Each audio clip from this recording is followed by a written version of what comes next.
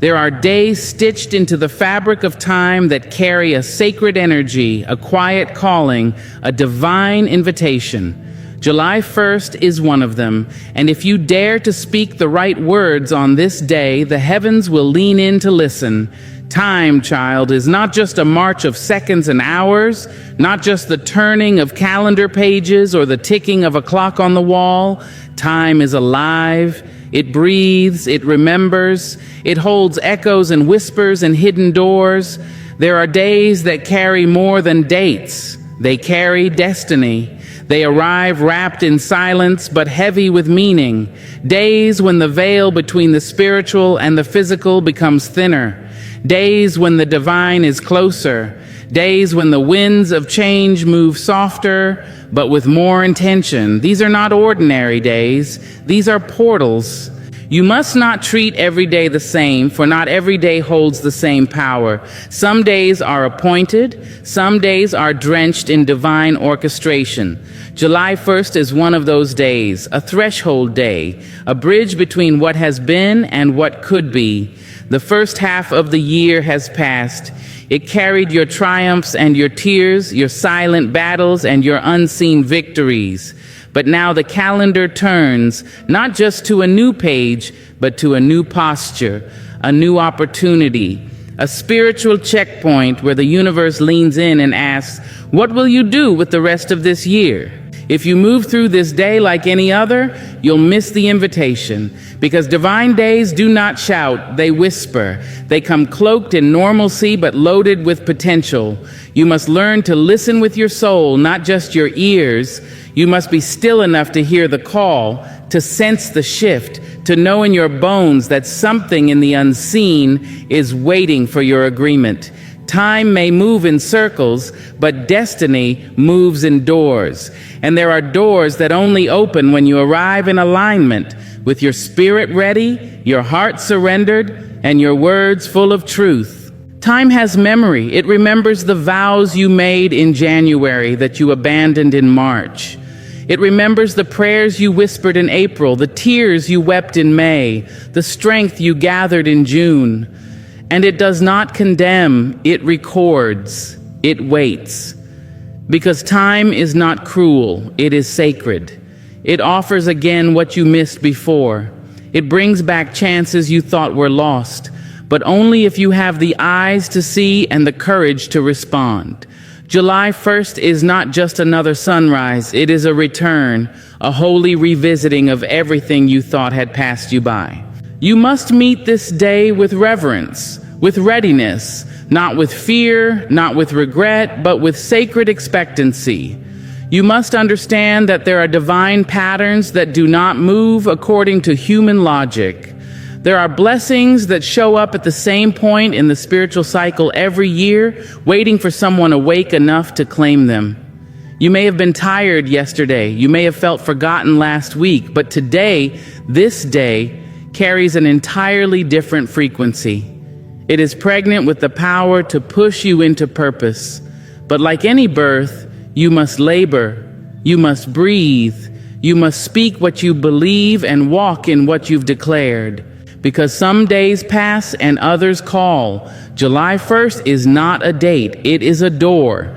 And if you honor it, if you approach it with open hands and a willing heart, you will find that time is not just a current moving forward. It is a circle returning with another chance, another breath, another blessing, and you are invited to step through. Words are not empty. They are not harmless. Casual whispers drifting on the air like dust, with no destination. Words are power, alive and fertile. They are seeds. And every time you speak, you are planting. You are casting into the soil of your own life, the atmosphere of your home, the rhythm of your days. What you say today will either bless or bind tomorrow. Words don't vanish after they leave your lips. They linger. They take root. They grow into things that will one day greet you again, sometimes in joy, sometimes in sorrow, sometimes in a harvest of pain you forgot you ever planted. You see, the world may have tricked you into believing that venting your frustration, repeating your fears, or casually speaking doubt has no real consequence. That saying, "I'll never be enough," or "things never work out for me," or "I'm always alone," is just releasing pressure. But what you call venting, the universe calls planting. What you call harmless, the spirit world calls instruction.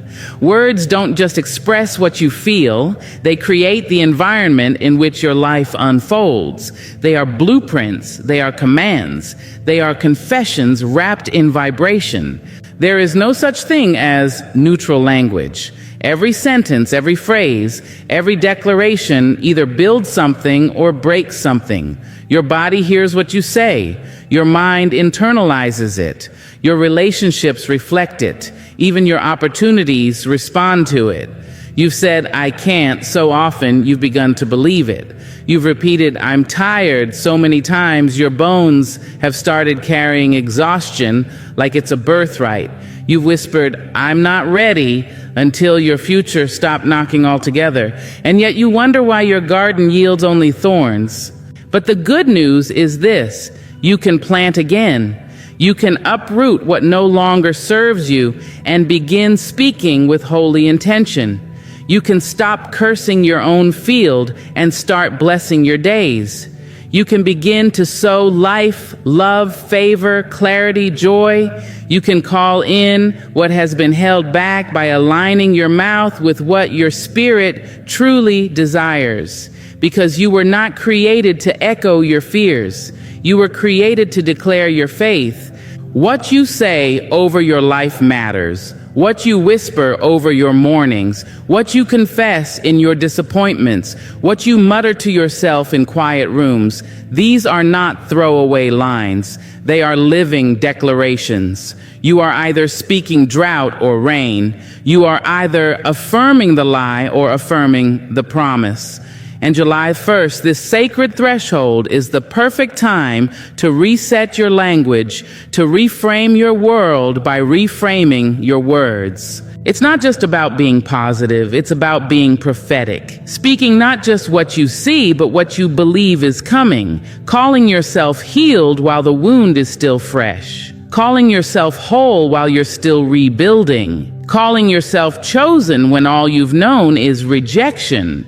These are the seeds that move mountains, that break cycles, that draw favor like a magnet. Because when your words align with divine truth, they begin to activate the unseen. Don't underestimate the power of one sentence. One sentence spoken in faith can shift an entire atmosphere.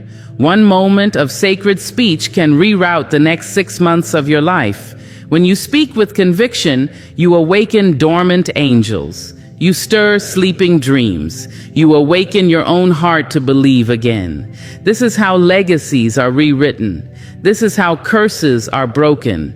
Not by grand gestures or eloquent speeches, but by one voice, your voice, choosing to speak what is true, what is holy, what is life-giving, even when it costs you comfort. You are not powerless. Your words are your instrument. Your mouth is your altar. And when you choose to speak as one who knows they've been heard, heaven responds. So speak carefully, speak intentionally, speak as though your future is listening, because it is. Speak like every word is a seed, because it is. And what you plant today, you will meet again. Prayer is not a performance. It is not something to be staged or polished, rehearsed or recited for the approval of people or the illusion of perfection. It is not reserved for pulpits, platforms, or public moments where words drip with poetry but lack presence. True prayer does not demand eloquence. It demands honesty. It does not wait for the right time or the perfect mood.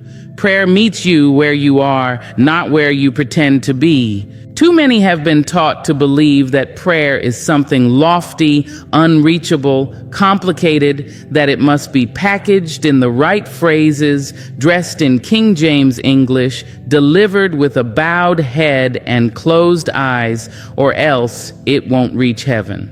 But that's not truth. That's tradition wrapped in fear. The divine doesn't need your theatrics, it needs your truth, the kind that trembles in your voice, the kind that shows up messy and uncertain, The kind that says, God, I don't even know what to say right now, but I'm here.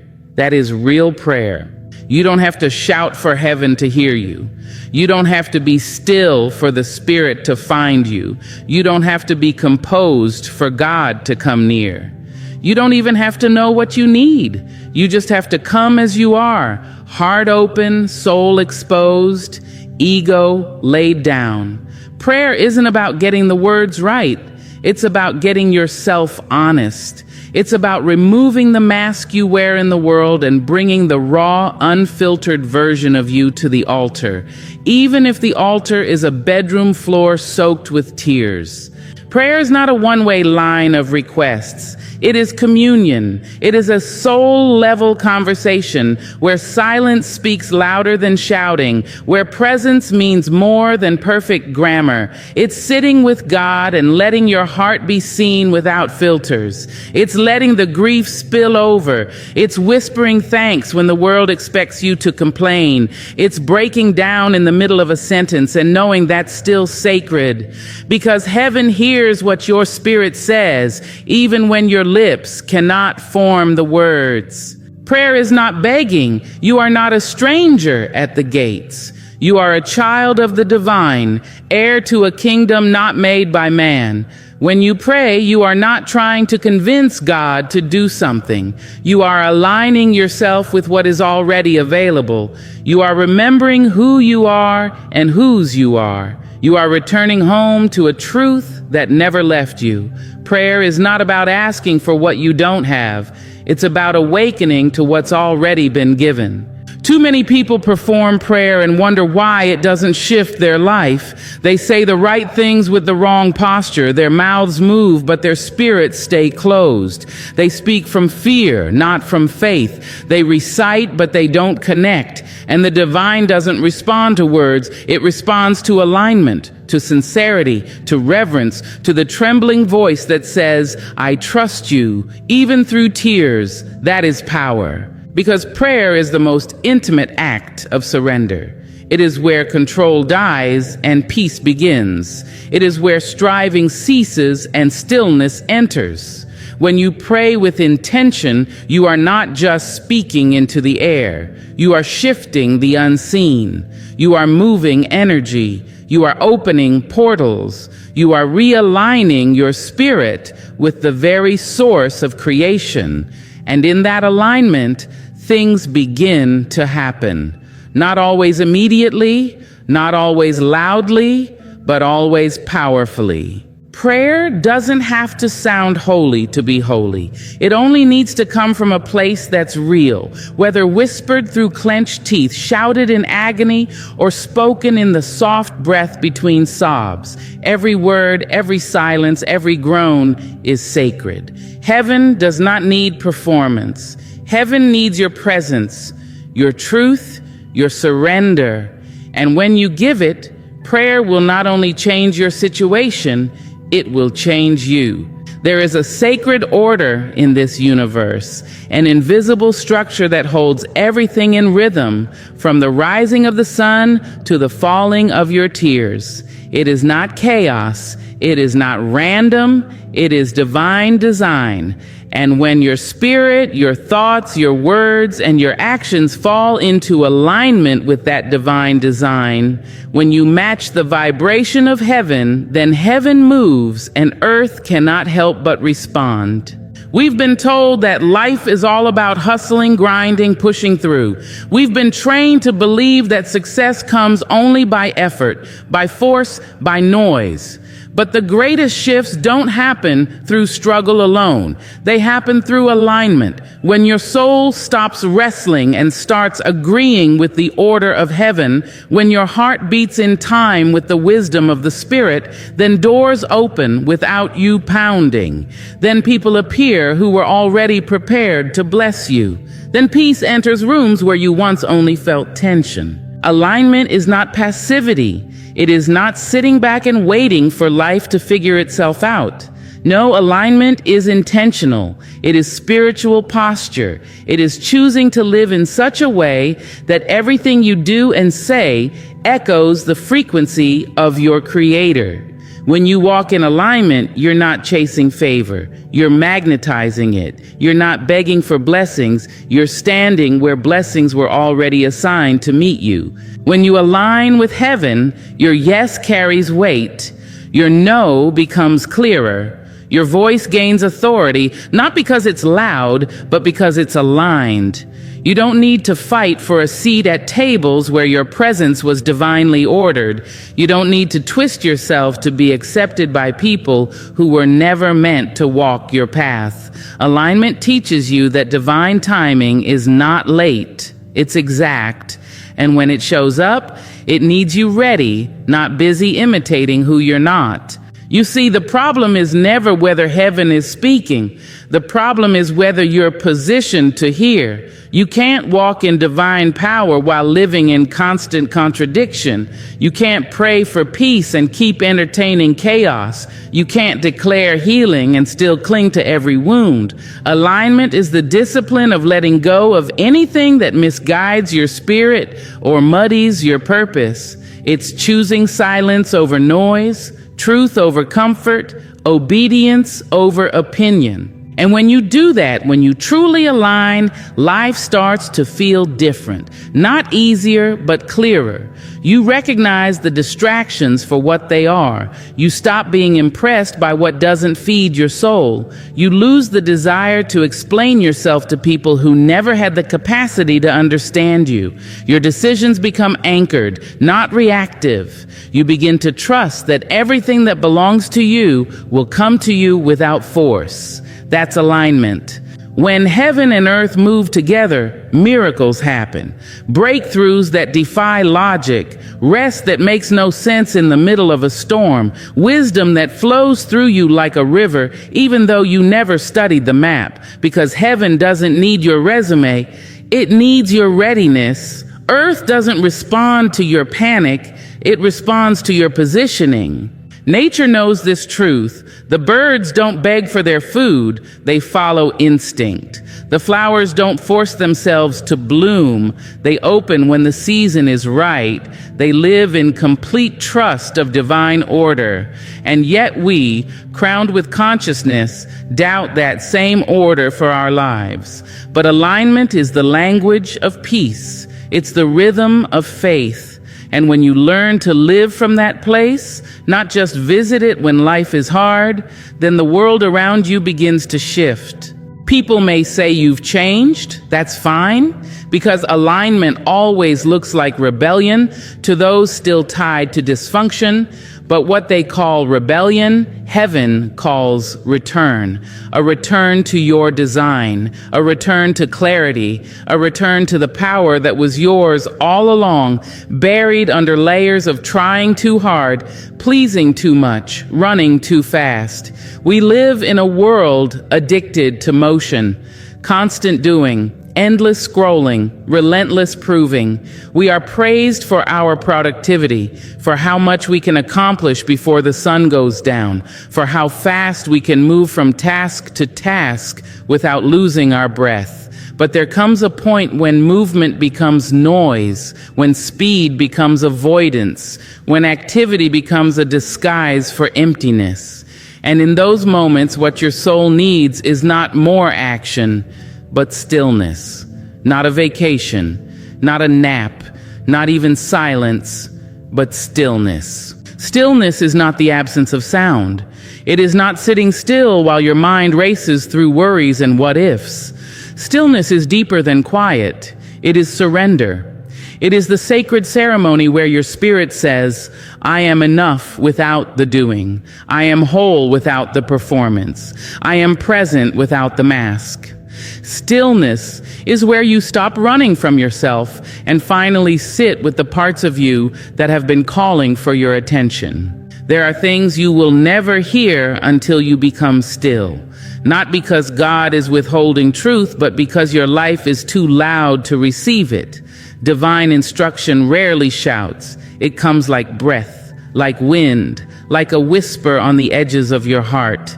And if you don't learn to quiet the noise of the world, you will miss the instructions your next season is depending on. You will keep moving, keep striving, keep grinding, never realizing you're walking in circles around a breakthrough that's been waiting in the stillness. You cannot rush revelation. You cannot schedule peace. You cannot manufacture clarity.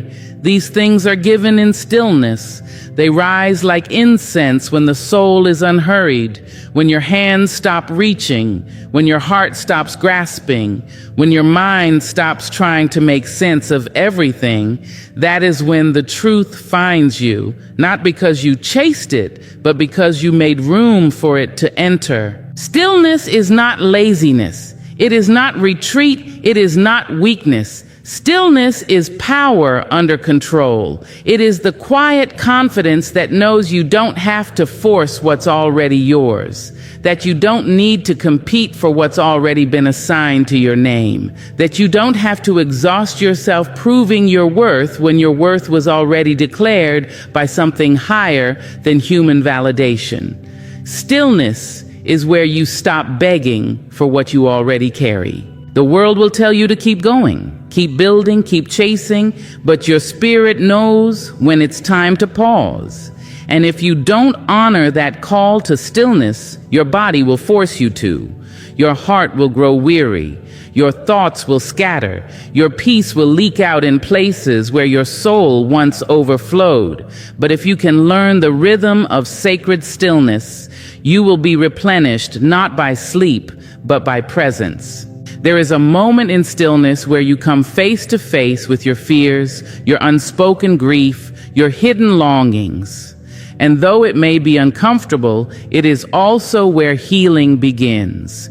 You cannot heal what you refuse to feel, and you cannot feel fully when your life is cluttered with constant doing. Stillness allows you to listen to what hurts, to hold space for what's tender, to welcome the parts of you that you've long pushed away. It is there that your soul breathes again. In stillness, you return to your center. You remember that before you were anything to anyone, you were already everything to the one who created you. You reconnect with the part of you that doesn't need to hustle to be holy, the part of you that doesn't need to earn rest. It simply receives it as sacred. Stillness is not a break from life. It is life in its purest, most aligned form. It is where you stop surviving and start being. No music, no audience, no applause, just breath, just presence, just truth. And in that space, you find what movement could never give you. Peace that surpasses understanding, clarity that doesn't require confirmation, strength that isn't noisy but anchored. Prayer is often misunderstood as a mere list of requests, a transaction between the soul and the divine. We've been taught to treat it like a spiritual shopping cart. Ask for health, ask for peace, ask for breakthrough, ask for protection. And yes, asking is a part of it. The Creator welcomes the honest desires of your heart. But there are some prayers that do more than request. They unlock. They do not beg for something to happen. They open what was already prepared. They do not seek permission. They turn keys that grant access. There are prayers that shift atmospheres, not because of their volume, but because of their alignment. Prayers rooted not in fear, but in identity. Prayers spoken not from a place of panic, but from a place of sacred knowing. These are the prayers that echo through heaven's halls and shake open doors you didn't even know were there. They are not about formula, they are about frequency. When you pray from the deep well of who you are, when your voice carries the sound of surrender, of reverence,